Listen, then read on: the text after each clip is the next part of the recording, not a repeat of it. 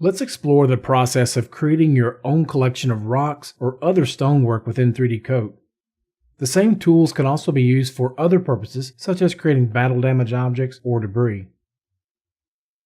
We'll start by creating a new layer in the Vox Tree Layer panel, then select the Primitives tool. A good option for asymmetric shapes is the Freeform Blob.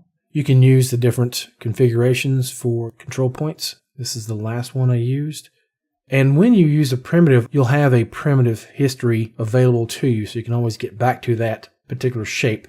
If you don't have this docked in your UI, you can access it from the Windows menu under Pop-ups, Primitives History. You can also assign a hotkey to it so that you don't necessarily have to have it docked, but you can bring it up when you need it. Before I commit the primitive to this new layer, I'm going to first make a few adjustments to the deformation cage. I'm going to hide this other rock.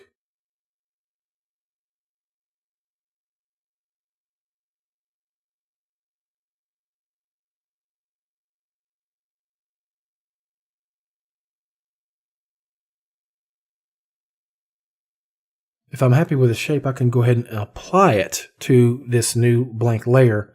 I'm probably going to give it a little bit of resolution before I do that and hit apply. Now I can step out of this tool. Before I begin working on it, I may want to store it into a project or category folder within the Models palette. So to do that, you would click this plus icon to create a new project or categorized folder. So I'll name it Rocks. Now I can simply just drag and drop this layer into that palette. To do that, come to the right side, just left mouse click and drag right into the palette. But before I do that, I want to name it Rock 3.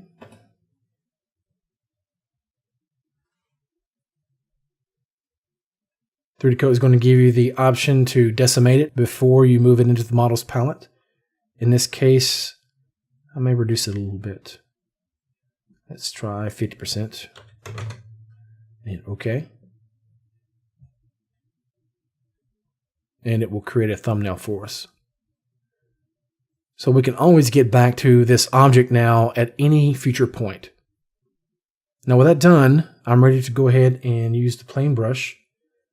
I'll go back to using just a brush draw mode. Again, right click. And I may want to increase the plane size again. There we go.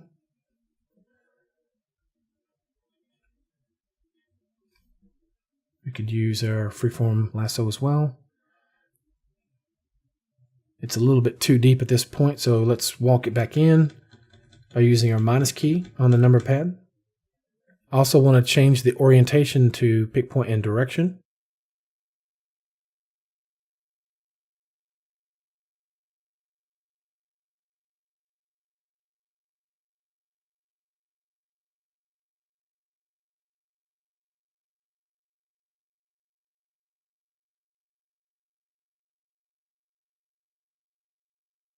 I keep forgetting I'm using a lasso instead of a brush.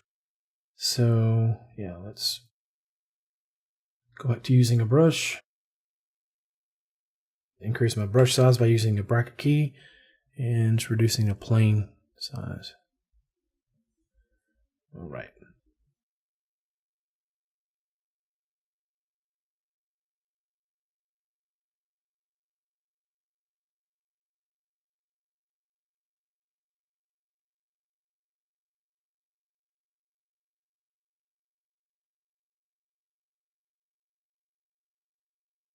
Shows auto move forward so that it automatically goes in by a certain depth.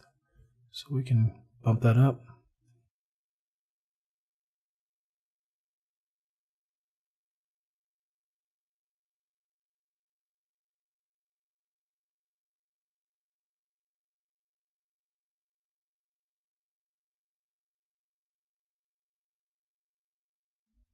Just right mouse button clicking each time to set the orientation based on the normals.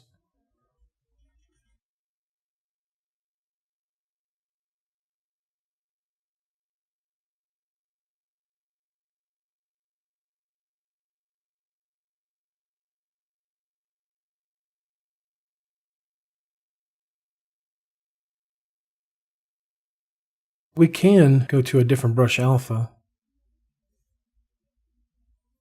and use something very crude and rough if we need.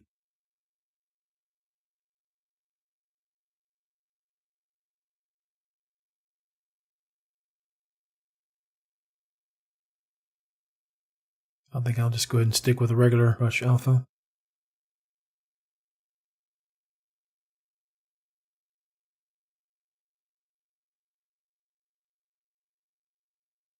Okay, so let's switch it up to a pick point in local direction.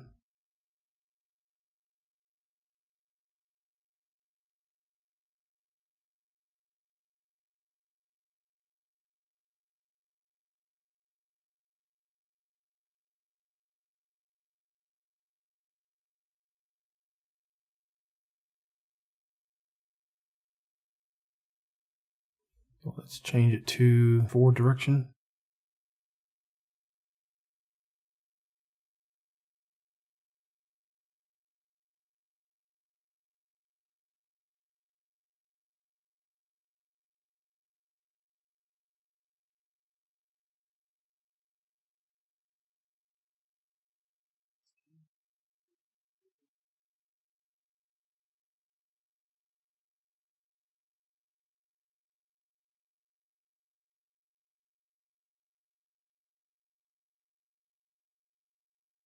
Okay, so let's say we are fairly happy with this. I can use other tools like the scrape brush.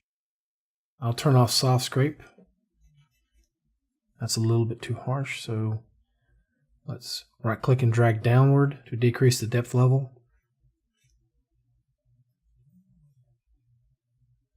And I don't want any smoothing.